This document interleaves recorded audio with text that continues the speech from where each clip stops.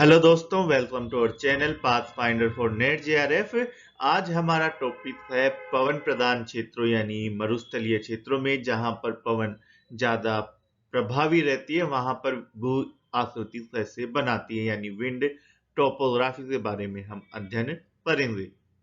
कल जो चूना प्रधान क्षेत्रों की स्थलाकृतियों में जो आपको होमवर्क दिया था वो था कि कौन सी स्थलाकृति है जो कास्ट स्थलाकृति से अपरदनात्मक स्वरूप से संबंधित नहीं है। ए कास्ट फिरवी, बी स्तंभ, सी लेपीज या डी पोलजे। तो आंसर होगा बे। स्तंभ है वो निक्षेपण से बनती है। जब स्टेलेटाइट और स्टेलेमाइट दोनों जब मिलते हैं तब स्तंभ यानी 15 स्तंभ का निर्माण होता है। चलिए स्टार्ट करते हैं आज का टॉपिक, पवन प्रधान क्षेत्रों में विकसित भू आकृतियां यानी मरुस्थलीय क्षेत्रों में। तो मरुस्थलीय क्षेत्र होते हैं वो दो तरह से होते हैं, शुष्क और अर्ध शुष्क। शुष्क यानी पूर्णतः जिसमें वर्षा 10 सेंटीमीटर से भी कम होती है, अर्ध शुष्क जिसमें वर्षा 10 से 50 सेंटीमीटर वार्षिक होती है। तो ये इन क्षेत्रों में क्या होता है, अनाच्छादन से पवन सक्रिय कारक होती है, क्योंकि वर्षा ना होने से मृदा शुष्क होती है और शुष्क होने की वजह से वो असंगठित रहती है। जैसे पानी हो, नमी हो तो मिट्टी के कणों को बांध के रखती है, लेकिन पानी ना होने से, नमी ना होने से मिट्टी के कण असंगठित होते हैं, जिस वजह से और साथ ही इसमें वनस्पतियां भी नहीं पाई जाती। वनस्पतियां नहीं पाए जाने के कारण यहाँ पे पवन आसानी से बालू से कण या मिट्टी से जो कण होते हैं उन्हें उड़ा ले जाती है, जिससे अनेक प्रकार की आकृतियां बनती है।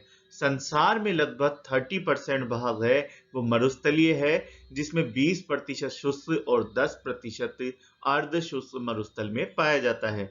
जो पवन द्वारा निर्मित स्थलाकृतियां है उन्हें वातज भी कहा जाता है।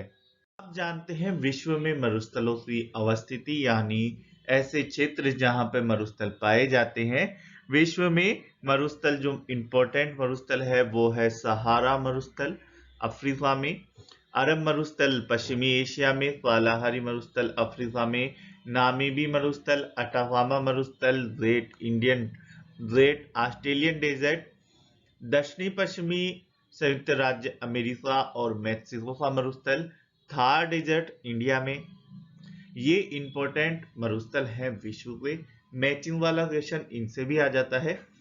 साथ ही जो विश्व में मरुस्थलों का पैटर्न है एक निश्चित पैटर्न पर पाए जाते हैं। विश्व के लगभग सभी मरुस्थल 15 से 30 डिग्री उत्तरी और दक्षिणी अक्षांशों के मध्य पाए जाते हैं, व्यापारिक पवन पेटी के अंदर।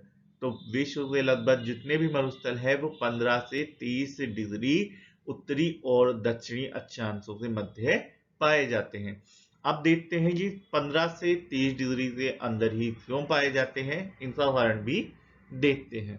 अब जानते हैं मरुस्थल बनने के लिए उत्तरदायी परिस्थितियां कौन सी हैं। तो पहला है जल की कमी यानी पानी कम पाया जाता है। मरुस्थलीय क्षेत्रों में वर्षा जितनी होती है उससे ज्यादा वाष्पीकरण होता है। दूसरा है जो पवन है वो नीचे उतरती है। ये बात ध्यान में रखना कि पवन जब ऊपर से नीचे आएगी तो बादल नहीं बनते हैं, बादल नहीं बनेंगे जब पवन ऊपर से नीचे आएगी। अब पवन ऊपर से नीचे दो तरह से आती है, एक हो गया पर्वत से और दूसरा हो गया अक्षांशीय स्थिति से।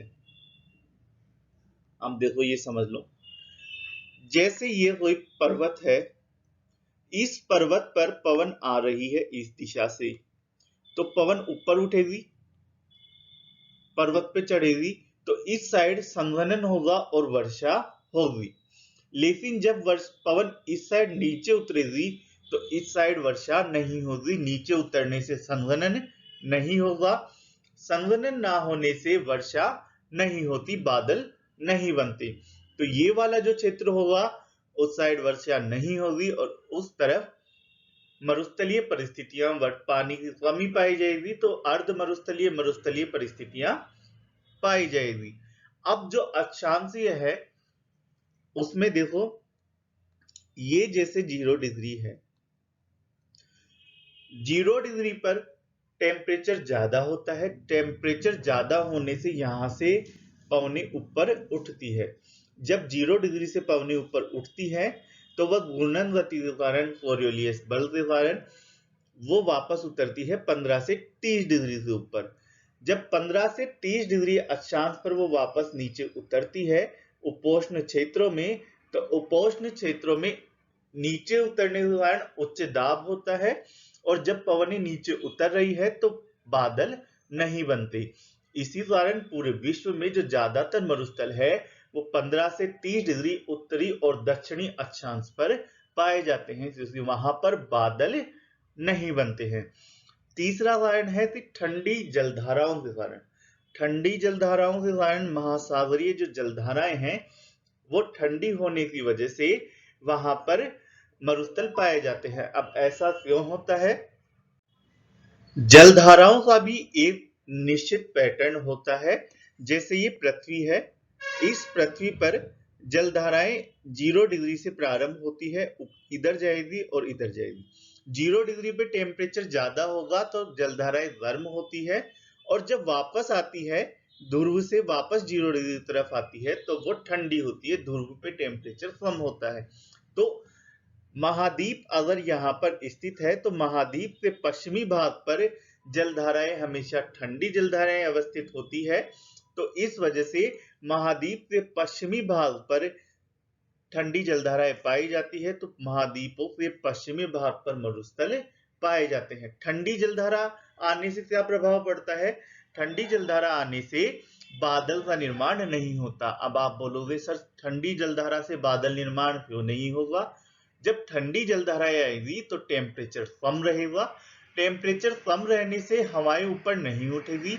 हवाएं ऊपर नहीं उठेगी तो संघनन नहीं होगा, और संघनन नहीं होगा तो बादल भी नहीं बनेंगे। तो ठंडी जलधाराओं वाले क्षेत्रों में बादल नहीं बनते हैं, तब वहां पर मरुस्थलीय परिस्थितियां पाई जाती है। समुद्र भी है परंतु मरुस्थल भी है, क्योंकि वहां पर ठंडी जलधारा है। फिर है महाद्वीपों के पश्चिमी भाग पर मरुस्थल पाए जाते हैं। ये बताया, एक कारण तो ये हो गया ठंडी जलधारा। दूसरा कारण है 15 से 20 डिग्री 30 डिग्री वाले क्षेत्र में व्यापारिक पवनें प्रभावी रहती है। जब व्यापारिक पवनें जाती हैं इधर, तो व्यापारिक पवनों के क्षेत्र में, ये मरुस्थलीय क्षेत्र है, ये कोई क्षेत्र है, महाद्वीप है, इस महाद्वीप में पवन ने एंटर करा तो पूर्वी क्षेत्र में वर्षा करती है। महासागर से पूर्वी क्षेत्र में आई तो वर्षा हुई, लेकिन यहां पर आते आते, इस क्षेत्र में आते आते आर्द्रता कम हो जाती है, वर्षा की मात्रा भी। इस साइड तो ठंडी पवनें बह रही है, कोई महाद्वीप है तो उससे पश्चिमी क्षेत्र में तो ठंडी पवनें बह रही है, इसलिए वहां पे बादल नहीं बनेंगे। परंतु पूर्वी क्षेत्र से कोई जलधाराएं आ रही है, व्यापारिक पवनों के साथ हवाएं आ रही है, गर्म हवाओं से बादल आ रहे हैं, परंतु पूर्वी से पश्चिम तक आते आते उनमें आर्द्रता कम हो जाती है, उनमें बादल में पानी शेष नहीं बचता, उसकी संतृप्तता समाप्त हो जाती है। इस वजह से यहाँ पर भी वो वर्षा नहीं कर पाता। इन दोनों कारणों की वजह से यहाँ पर मरुस्थलीय क्षेत्रों का निर्माण होता है। जो 4 कारण है मरुस्थल बनने के, वो अच्छे से समझाए। कोई भी परेशानी हो, कोई टॉपिक समझ में ना आ रहा हो तो कमेंट में बताएं। अब मरुस्थलीय क्षेत्रों में भी 3 तरह के धरातल पाए जाते हैं, यानी सतह है जो मरुस्थलीय क्षेत्र की, वो 3 तरह से होती है। एक हो गया चट्टानी, यानी चट्टान हो उस क्षेत्र में।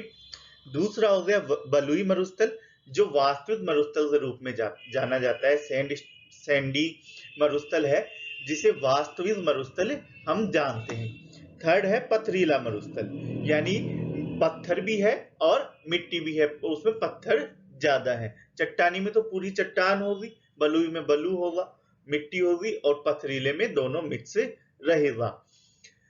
अब चट्टानी मरुस्थल है वो पाया जाता है सहारा में, उसे हमादा के नाम से जाना जाता है। और यहाँ पे जो आकृतियां बनी हुई वो जुजेंग और यार है, यारदांग होगा। बलुई मरुस्थल है उसे अर्द नाम से जाना जाता है सहारा और सऊदी अरब में। यहाँ पे बालू का स्तूप बनेगा।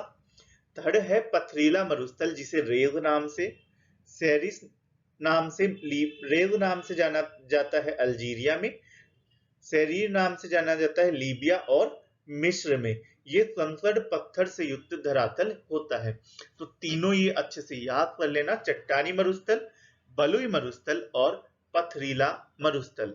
चट्टानी मरुस्थल सहारा में हमादा नाम से, बलुई मरुस्थल अर्द नाम से सहारा सऊदी अरब में, पथरीला मरुस्थल है वो रेव और नाम से जाना जाता है अल्जीरिया में। अन्य मरुस्थलों में जैसे बेडलैंड ऐसे क्षेत्र होते हैं जहां पर नदियों द्वारा अवनालिका, पर्दन, बीहड़ निर्माण ये सारी चीजें होती हैं। इस वजह से उबड़ खाबड़ क्षेत्र पाया जाता है। नदी एक निश्चित धारा में न बहकर अलग अलग धाराओं में बहती है, जिस वजह से उस क्षेत्र में बीहड़ का निर्माण होता है। बीहड़ निर्माण में जो इंपॉर्टेंट चीज होती है वो ये होती है कि वहां से उपजाऊ मिट्टी है वो नदी द्वारा समाप्त कर दी जाती है और अनुपजाऊ मिट्टी वहां पर पाई जाती है। तो भारत में चंबल नदी द्वारा जो निर्मित क्षेत्र है वो इसमें महत्वपूर्ण है। फिर आता है पर्वतीय मरुस्थल। पर्वतीय मरुस्थल ऐसे क्षेत्र होते हैं जो पर्वत श्रेणियों, चोटियों आदि से बीच में पाए जाते हैं। जैसे ये क्षेत्र है इसे चारों तरफ से पर्वत ने घेर लिया है, तो यहाँ पर हवाएं नहीं आ पाती, आती भी है तो नीचे उतरती हुई हवाएं आती है, जिस वजह से यहाँ पर वर्षा नहीं होती। सहारा का अहजर इस प्रकार का एक मरुस्थल का उदाहरण है। अब जानते हैं पवन द्वारा जो अपर्दन होता है वो किस तरह से होता है। पवन द्वारा अपर्दन का कार्य तीन प्रकार से होता है: अपवहन, अपघर्षण और सन्निघर्षण। ये तीनों आपको अच्छे से समझाए हुए हैं। अपवहन यानी उड़ा के ले जाना एक स्थान से दूसरे स्थान पर, तो उससे वात गर्त बनता है। समझ गए, एक स्थान से दूसरे स्थान तक उड़ा के ले जाना, यानी मिट्टी को पवन एक स्थान से दूसरे स्थान तक ले जाएगी, तो हो जाएगा अपवहन। फिर है अपघर्षण, यानी मिट्टी में जो कंकड़ पत्थर है, मिट्टी जो बालू के कणों को अपने साथ ले जा रही है, बीच में आ जाए कोई चट्टान, जैसे ये मिट्टी है ये जा रही है ये पवन है ये जा रही है, बीच इसमें मिट्टी के कण विद्यमान है छोटे छोटे। अब यहाँ पे बीच में कोई चट्टान इससे आ गई तो ये बालू के कण इससे टकराएंगे और इसे काटेंगे, तो उससे इसे तोड़ने का प्रयास करेंगे, तो वो होता है अपघर्षण। यानी ये अब मिट्टी हवा है तो वो मिट्टी या बालू के कणों को ज्यादा ऊंचाई तक को उड़ा के ले जा नहीं सकती, तो वो हाइट होती है 6 फीट तक, यानी 6 फीट तक ये चट्टानों को काटती है। ये न तो पूर्णतः धरातल पर होता है न ही ज्यादा ऊपर होता है। अब है सन्निघर्षण। सन्निघर्षण होता है चट्टाने, ये जो मिट्टी के कण है जो कि वायु के अंदर विद्यमान है, पवन के अंदर जा रहे हैं, तो वो एक दूसरे से भी टकराएंगे। एक दूसरे से टकराकर अगर वो टूट रहे हैं और भी छोटे टुकड़ों में, तो वो हो जाता है सन्निघर्षण। तीन चीजें हैं: अपवहन, अपघर्षण और सन्निघर्षण। अपवहन यानी उड़ा ले जाना, एक स्थान से दूसरे स्थान तक अपने साथ हवा उड़ा के ले जाएगी पवन के कण, तो उससे बनेगा वात गर्त। अपघर्षण यानी पवन में मिट्टी के कण विद्यमान है जो दूसरी चट्टान से टकराने से उसे तोड़ रहे हैं। और सन्निघर्षण यानी जो मिट्टी के कण पवन के अंदर विद्यमान है वो एक दूसरे से टकराकर छोटे हो रहे हैं, तो वो सन्निघर्षण हो जाएगा। पवन द्वारा अपर्दन से बनी स्थलाकृतियों में महत्वपूर्ण है छत्रशिला। जब पवन चलती है तो उसके साथ बालू के कण ये चलते हैं, तो जब रास्ते में कोई चट्टानी खंड आ जाता है, कोई चट्टान आ जाती है, तो उसे पवन चारों तरफ से फाड़ देती है। जैसा कि आप इस चित्र में देख रहे हैं, ये पूरा चट्टान थी, एक पूरी ऐसे चट्टान थी, परंतु जब पवन चली, पवन से रास्ते में जब ये आई, तो उससे द्वारा पवन द्वारा इसे काट दिया गया चारों तरफ से, और ये एक ऐसी स्थलाकृति बन गई। अब आप बोलोगे सर ये पूरी फटनी चाहिए थी, तो अभी अपवर्षण में पढ़ा था कि पवन द्वारा जब रास्ते में कोई चट्टान आती है तो उसे फाड़ दिया जाता है, परंतु वो 6 फीट हाइट तक ही हो पाता है, क्योंकि जो बालू के कण होते हैं जो अपघर्षण का कार्य करते हैं वो भारी होते हैं, जिसे पवन द्वारा ज्यादा ऊंचाई तक नहीं ले जाया जाता है, यानी ज्यादा ऊंचा उन्हें उड़ा नहीं पाती है। जब कम ऊंचाई तो उड़ा पाती है तो 6 फीट हाइट तक ये फाड़ देती है, और ऊपर वाली जो चट्टान है वो ऐसे रह जाती है। तो ये छाते के समान या बरगद के वृक्ष के समान ये नजर आती है, तो इसे बोलते हैं छत्रस शिला। इसे मशरूम रोग भी कहा जाता है, मशरूम जैसे भी दिखाई देती है। सहारा में इसे जारा भी कहा जाता है। अपवाह बेसिन, जिसे वात गर्त भी कहा जाता है, ये आप इस डायग्राम में देख रहे हैं। मरुस्थलीय क्षेत्र में जब पवन द्वारा किसी स्थान से मिट्टी को उड़ा लिया जाता है, अपने साथ ले जाती है वो, तो उसे अपवाह बेसिन या वात गर्त कहते हैं। वो एक गड्ढेनुमा आकृति बन जाती है। थर्ड है अपवाह कवच। ये क्या होता है, जब भूमि से रेत उड़ा ली जाती है पवन द्वारा, संपूर्ण रेत ले जाई जाती है, तब नीचे से कठोर चट्टानें दिखाई देने लग जाती है। अब वो कठोर चट्टानें हैं वो भूमि की रक्षा करती है अपरदन होने से, यानी ज्यादा अपरदन ना हो, इससे वो चट्टानें उसकी रक्षा करती है, इसलिए इसे अपवाह कवच कहा जाता है। नेक्स्ट है डेजर्ट पेलमेंट। जब अपवाह कवच से शेष बची हुई मिट्टी को भी पवन द्वारा उड़ा लिया जाता है तो ऐसी आकृति बनती है जिसमें आपको कंकड़ पत्थर ही दिखाई देते हैं, तो इसे कहा जाता है डेजर्ट पेलमेंट। डेजर्ट वार्निश, ये क्या होता है, मरुस्थलीय क्षेत्रों में जो चट्टानें पाई जाती हैं, जो पत्थर पाए जाते हैं, उनमें आयरन मैग्नीज ऑक्साइड ये उपस्थित होते हैं। जब पवन इनसे टकराती है तो इन आयरन मैग्नीज ऑक्साइड की उपस्थिति के कारण ये पत्थर पवन से टकराने से पॉलिश नुमा हो जाते हैं, काले और भूरे रंग से दिखाई देने लग जाते हैं, जिसे डेजर्ट वार्निश कहा जाता है। ये आप इस डायग्राम में देख सकते हैं। ये जो काला या भूरे प्रकार का जो हो गया, ब्लैकिश प्रकार का, उसे बोलते हैं डेजर्ट वार्निश। नेक्स्ट है ड्राई कांटर या वेंटिफेट्स। ये होते हैं जैसे छत्रशिला बनी थी, तो छत्रशिला में चारों तरफ से हवाएं आती है तो ऐसी आकृति बन जाती है, परंतु इसमें एक ही दिशा से हवा चलती है तो जो आकृति बनती है वो ऐसी बनती है, यानी त्रिकोणीय आकृति बनती है। चट्टान है वो एक ही दिशा से फटती है, तो जो त्रिभुज वाली या एक कोणीय जो आकृति बनती है उसे ड्राई कांटर या वेंटिफेट्स कहा जाता है। इनसेल बर्ग होता है जब मरुस्थलीय क्षेत्र में एक पर्वत उपस्थित है, एक पर्वतीय क्षेत्र उपस्थित है, तो पवन द्वारा उस पूरे पर्वत को काट दिया जाता है और पर्वत का जो कोर है, जो मेन भाग है अंदर का, वो ही शेष रह जाता है एक चट्टान के रूप में, तो उसे कहा जाता है इनसेल बर्ग। ये इनसेल बर्फ को कालाहारी और सहारा मरुस्थलों में आसानी से देखा जा सकता है। इन्हें बॉन्ड हार्ट भी कहा जाता है। ये एक खड़ी चट्टान होती है जो पर्वतों से कटने के बाद शेष बची रह जाती है। नेक्स्ट है जालीदार शिला या जालीदार चट्टान। जब ये चट्टान में कई जगह पर कठोर मात्रा में भिन्नता पाई जाती है, यानी उनकी कठोरता में भिन्नता पाई जाती है, कोई ज्यादा हार्ड है और कोई सॉफ्ट रॉक है, ऐसे समझ लो। तो जो ये जो चट्टान है तो इसमें ये सॉफ्ट वाला हिस्सा है, ये सॉफ्ट हिस्सा है, ये सॉफ्ट, ऐसे सॉफ्ट पार्ट्स इनमें पाए जाते हैं। तो जब इन सॉफ्ट पार्ट से पवन टकराती है तो इनका अपरदन जल्दी से हो जाता है और ये शेष चट्टान ऐसी ही रह जाती है। तो ऐसी आकृति में जो जाली नुमा आकृति बनती है उनमें छिद्र पाए जाते हैं, उनमें छिद्र बन जाते हैं, जैसा आप इस डायग्राम में देख रहे हैं। तो इसे प्रसार से बनने वाली आकृति होती है, वो होती है जालीदार शिला या जालीदार चट्टान होती है। मेसा या बूटी ये स्पेनिश शब्द है जिसका अर्थ होता है टेबल।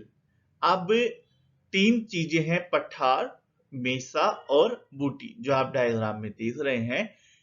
पठार है वो बड़ा होता है, मेसा उससे छोटा होता है और बूटी उससे भी छोटा होता है। यानी एक चौकोर आकार का चबूतरे नुमा आकार जो होता है वो होता है चबूतरे नुमा आकार, वो मेसा या बूटी कहलाता है। ये समतल एवं टेबल के समान होते हैं और ये अत्यधिक कठोर होते हैं और इनसे सड़े ढाल वाले किनारे होते हैं, यानी ढाल इनका सड़ा होता है।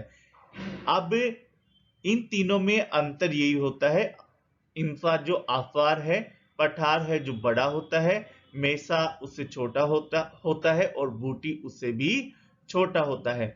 ये बनते वैसे हैं, कठोर चट्टान होने की वजह से, जैसे ये कठोर चट्टान है, इससे ऊपर है जो समतल चट्टान पाई जाए तो वो सॉफ्ट रॉक पाई जाए तो सॉफ्ट वाली पड़ जाती है, और ये जो कठोर चट्टान है वो ऐसे से ऐसे पाई जाती है। तो इस तरह से पवन से अपर्दन द्वारा मेसा और बूटी का निर्माण होता है।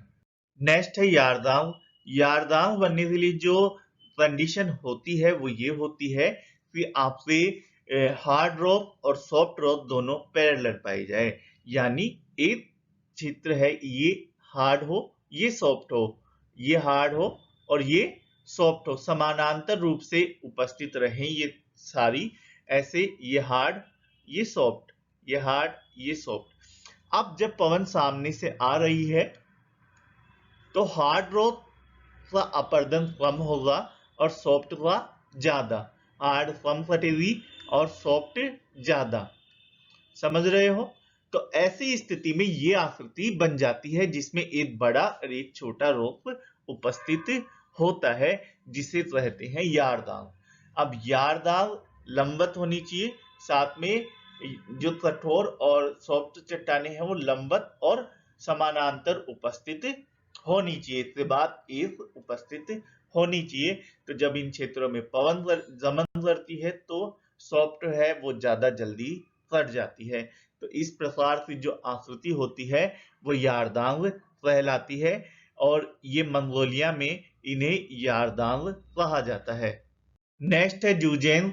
जूजेन में वही आपके सॉफ्ट, ये सॉफ्ट रॉक हो गई, जैसे ये हार्ड रॉक, फिर सॉफ्ट रॉक, फिर हार्ड और फिर सॉफ्ट।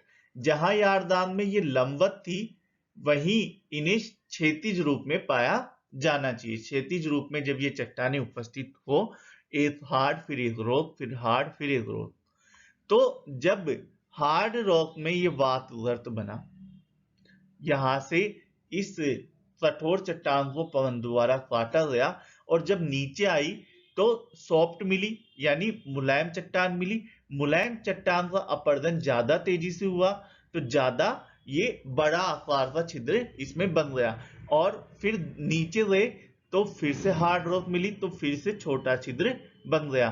तो ऊपर से बंद मुंह है, फिर बीच में से खुला हुआ और फिर बंद। तो ये दवात नुमा ऐसी आकृति जो बनती है, खोखली दवात नुमा होल नुमा जो आकृति बनती है उसे जूजेंग कहा जाता है। तो इससे बनने के लिए आपको क्षैतिज रूप से कठोर और मुलायम चट्टानों का होना जरूरी होता है। कठोर चट्टाने धीमे से बढ़ती है, इन्हें टाइम ज्यादा लगता है, और मुलायम चट्टाने जल्दी से कट जाती है। तो उस स्थिति में इनमें आकृति में विभिन्नता आती है और उससे एक अलग ही प्रकार से आपको भू आकृति मिलती है जिसे जूजेन कहते हैं और ये दवात नुमा होती है। नेक्स्ट है मरुस्थलीय क्षेत्रों में निक्षेपण से बनी आकृतियां, पवन द्वारा निक्षेपण से बनी आकृतियां। जब पवन चलती है मरुस्थलीय क्षेत्रों में तो उसके द्वारा अपर्दन कार्य द्वारा मिट्टी उड़ा ली जाती है अपने साथ, मिट्टी व वन अपने साथ उड़ा लिए जाते हैं, और किसी निश्चित स्थान पर जाने के बाद उससे वेव में या स्पीड में कमी आती है। तो इस वजह से जो निक्षेपण करा था वो वहां पर इकट्ठा कर दिया जाता है, वहां पर डाल दिया जाता है, जिससे भी अनेक प्रकार से स्थलाकृतियां बनती है, जिनका अध्ययन हम करने जा रहे हैं। अब इसमें है उर्मिकाएं। उर्मिकाएं होती है मरुस्थलीय क्षेत्रों में, जो आप देख रहे हो ये लहरदार आकृति जो बनती है उसे बोलते हैं उर्मिकाएं। जो सागरीय तरंगों की तरह जो आकृति मरुस्थलीय क्षेत्रों में बनती है उसे उर्मिकाएं कहते हैं। बालू का स्तूप, ये मिट्टी के पहाड़ या टीले होते हैं जो पवन की दिशा में बनते हैं और पवन द्वारा इन्हें आगे बढ़ाया जाता है। जैसे ये स्तूप बना बालू का और पवन द्वारा फिर इसे यहाँ से पवन द्वारा फिर से उड़ा लिया जाए और यहाँ पे इकट्ठा कर दिया गया, फिर इसे पवन द्वारा उड़ा ले जाया जाता है और यहाँ पे बना दिया जाता है। तो ये लगातार पवन की दिशा में आगे बढ़ते रहते हैं। पवन द्वारा बनाए गए मिट्टी के पर्वत या टीले ये होते हैं। ये 5 मीटर से 30 मीटर प्रतिवर्ष आगे बढ़ते रहते हैं।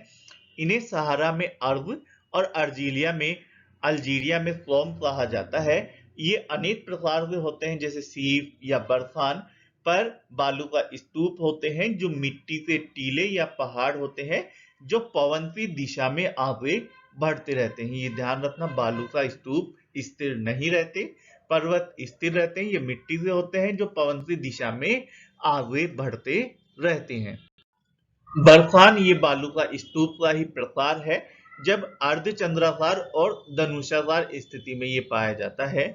जब पवन की दिशा में, जैसे ये पवन गमन कर रही है, उसमें कोई अवरोध आ जाता है, जैसे झाड़ी आ गई, तो इस झाड़ी के सहारे पवन द्वारा मिट्टी या बालू का निक्षेपण कर दिया जाता है। बालू का निक्षेपण कर दिया जाता है। धीरे धीरे ये बढ़ता रहता है। धीरे धीरे जब ये बढ़ता रहता है तो पवन द्वारा इधर अपनी दिशाएं ऐसे मोड़ ली जाती है, जिससे इसका विकास या डेवलपमेंट भी ऐसे होता है और ये अर्धचंद्राकार आकृति में उस अवरोध के सहारे विकसित होता है, जैसे आप इसमें देख रहे हो। तो इसे कहा जाता है बालू का बर्फान, जो कि बालू का स्तूप का एक बढ़ता हुआ रूप होता है। फिर आता है सीप। सीप है जो बर्फान की तरह ही डेवलपमेंट होता है, यानी बर्फान जब विकसित अवस्था में आ जाता है तो उसे बनता है सीप। सीप होती है हॉकी के नुमान एक आकृति बनती है, जैसे ये अवरोध है और इस अवरोध के चारों तरफ ऐसे ये आकृति बन जाती है, तो इस ऐसी आकृति को कहा जाता है सीप। लोयस होते हैं मिट्टी या बालू से महीन कणों के निक्षेप मैदान। ये बहुत बड़े आकार में होते हैं और हवा द्वारा या पवन द्वारा यहाँ पर भारी मात्रा में मिट्टी का निक्षेपण किया जाता है। ये उपजाऊ मैदान भी होते हैं, ये काफी उपजाऊ मैदान होते हैं। चीन की जो राजधानी है बीजिंग, उससे उत्तरी पश्चिमी भाग में लोयस क्षेत्र, विशाल लोयस क्षेत्र विद्यमान है, जो गोबी मरुस्थल मध्य एशिया में से उड़ाकर लाई गई धूल से बने हैं। तो इटली में भी ऐसे निक्षेप पाए जाते हैं, जिसे रक्त वर्षा बोलते हैं। जब मोरक्को से, जो अफ्रीका की साइड से लाल मिट्टी का निक्षेपण भूमध्य सागर से होते हुए इटली पर आता है, तो इसमें ये जो लाल मिट्टी है वो आर्द्रता ग्रहण कर लेती है और इटली में वर्षा करती है। तो जब लाल मिट्टी पानी के साथ नीचे आती है तो उसे रक्त वर्षा कहते हैं। तो ये घटित होता है, लोयस का ही प्रकार है इटली में भी। और जब लोयस है जो गोबी मरुस्थल से मिट्टी से बीजिंग से आसपास जो क्षेत्र बनता है उसमें वर्षा नहीं होती है, और वो भी एक क्षेत्र लोयस का ही प्रकार है और उससे मैदानी क्षेत्र विकसित होता है जो बहुत ही उपजाऊ प्रकार का होता है। लोयस एक तरह से मिट्टी का मैदान होता है जो पवन द्वारा लाई जाती है, पवन द्वारा निक्षेपित की जाती है। लोयस को यूरोप में लीमन, मिसौरी, मिसिसिपी क्षेत्र में एडोन और इसके अलावा अर्जेंटीना से पंपास क्षेत्र, यूक्रेन, न्यूजीलैंड आदि क्षेत्रों में भी ये जमाव पाए जाते हैं। यूरोप और न्यूजीलैंड में लोयस का जमाव हिमानीकृत निक्षेपों से हुआ है। लोयस का नामकरण है जो फ्रांस से अल्सांस प्रांत से, लोएस गांव से निक्षेप आकृति से आधार पर हुआ है। सर्वप्रथम इसका जो अध्ययन है वो जर्मन विद्वान रिचथोफेन द्वारा किया गया था, चीन से उत्तर पश्चिमी क्षेत्र में। नेक्स्ट है मरुस्थलीय क्षेत्रों में जल से द्वारा कार्य। जब मरुस्थलीय क्षेत्रों में जल हालांकि कम पाया जाता है परंतु वर्षा तो होती ही है। अब इसमें यह है कि मरुस्थलीय क्षेत्र में कोई चट्टान है या पहाड़ उपस्थित है, उस पहाड़ पर जब वर्षा द्वारा जल की आपूर्ति होती है तो उस पहाड़ पर या उस पहाड़ से आसपास वाले क्षेत्रों में जल के अपर्दन, परिवहन और निक्षेपण के कार्य होते हैं, जिससे उसमें अनेक प्रकार की आकृतियां बनती है, जिन्हें हम आगे डिस्कस करेंगे। इसमें है पहला पेडिमेंट। पेडिमेंट में होता है जब वर्षा पहाड़ से ऊपर गिरती है या आती है तो उससे चट्टानें टूटती है और उबड़ खाबड़ सतह का निर्माण होता है, जिसे पेडिमेंट कहा जाता है। ये ऊपरी क्षेत्रों में पाया जाता है। बजादा या बालसन, जब पेडिमेंट से जो चट्टानें टूटी है, जो ऊबड़ खाबड़ सतह बनी है, तो जो चट्टानें टूटी है वो पहाड़ पर, ये जो यहाँ से जो चट्टानें टूटी है वो नीचे आएगी और नीचे जो इनका निक्षेप होता है उसे बजादा कहा जाता है। ये निक्षेप पूरी तरह से चट्टान से नीचे नहीं होता लेकिन थोड़ा ऊपर होता है। यहाँ पर जो चट्टानें होती है वो जो टुकड़े होते हैं वो बड़े होते हैं, तो इसे कहा जाता है बजादा। बालसन होता है जो पेडिमेंट से जो निक्षेपण होगा। पेडिमेंट से निक्षेप हुए दो प्रकार से, चट्टानों से और उससे चट्टानों से टूटने से दो प्रकार से निक्षेप बने, एक तो बड़े और एक छोटे। तो जो बड़े निक्षेप होंगे वो तो हो जाएंगे बजादा, लेकिन जो छोटे निक्षेप होंगे बालू से थोड़े बड़े पत्थरनुमा आकृति में जो निक्षेप होंगे वो हो जाएंगे बालसन, वो और भी नीचे पाए जाते हैं। तो बालसन, पेडिमेंट, वर्षा हुई उससे पर्वत में चट्टानें टूटी तो वहां जो उबड़ खाबड़ आकृति बनी उसे कहा जाता है पेडिमेंट। पेडिमेंट से जो चट्टानें टूटी है वो नीचे जाती है, नीचे आएगी तो उनका निक्षेपण उनसे आकार के हिसाब से दो जगह होगा। बड़े वाले बजादा में पाई जाती है और छोटे आकार वाले बालू या उससे थोड़ा बड़ा आकार वाले बालसन में निक्षेप होता है। तो पेडिमेंट, बजादा और बालसन। फिर आता है पलाया झील। जब ये पर्वत है, इस पर्वत से पेडिमेंट बना, बजादा बना और बालसन बना, फिर वो पानी जब नीचे आता है तो तलहटी में जमा हो जाता है और जिससे बनता है झील का निर्माण होता है, जिसे बोलते हैं पलाया।